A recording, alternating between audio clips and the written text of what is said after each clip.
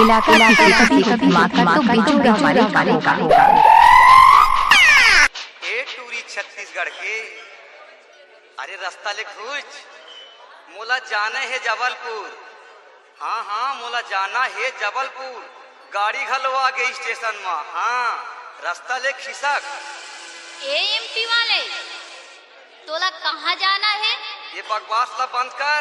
मोला जाना है जबलपुर। रास्ता ले घुस।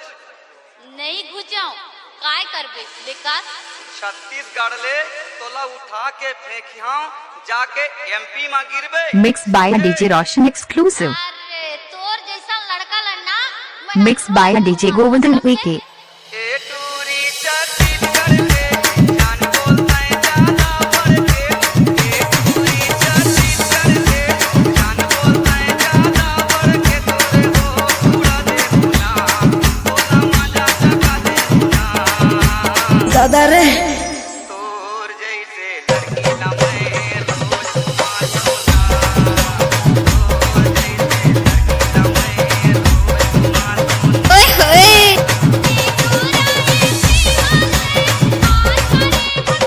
नाच ना वो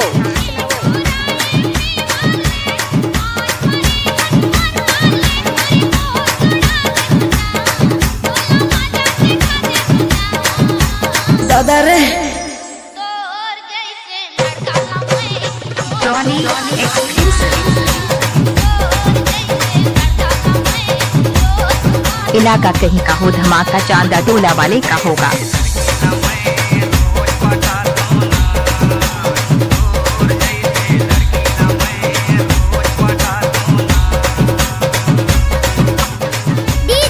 रोशन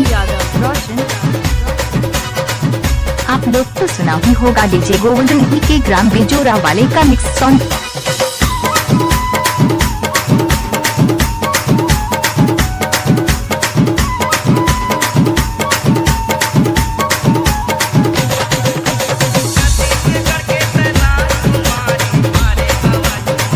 ओह या मिक्स बाय रोशन यादव।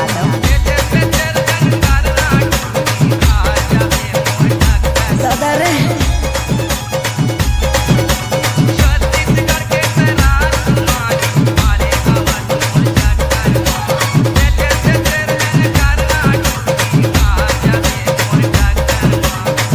नाच ना वो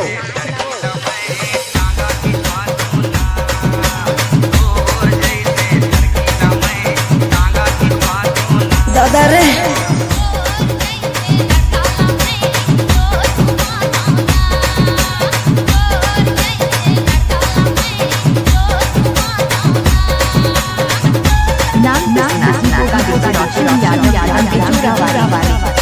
आप लोग तो सुना ही होगा डीजे गोवर्धन के ग्राम बिजोरा वाले का mix song.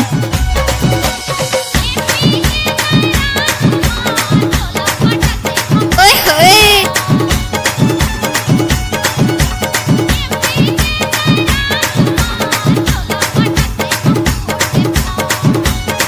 Mix by DJ Roshan exclusive.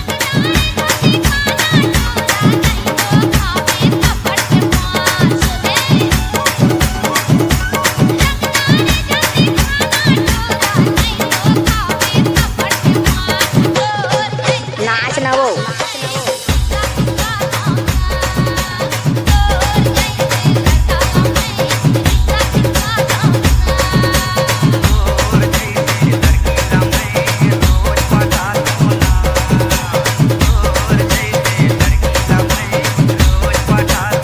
ओह या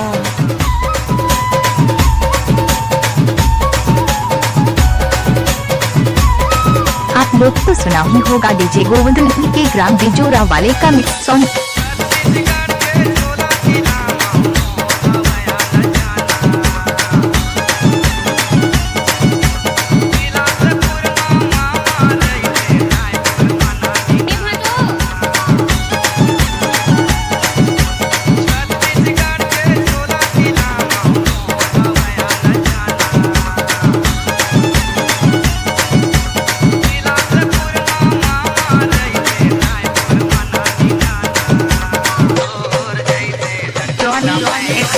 दादा रे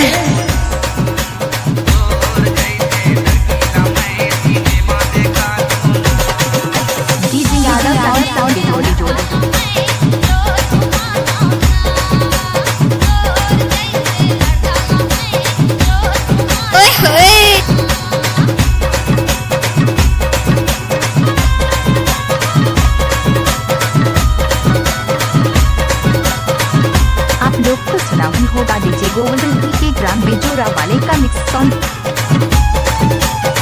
आप लोग तो सुना ही होगा रोशन कुमार यादव ग्राम बिजोरा वाले। मिक्स बाय डीजे गोवर्धन के। Mix by DJ Roshan exclusive.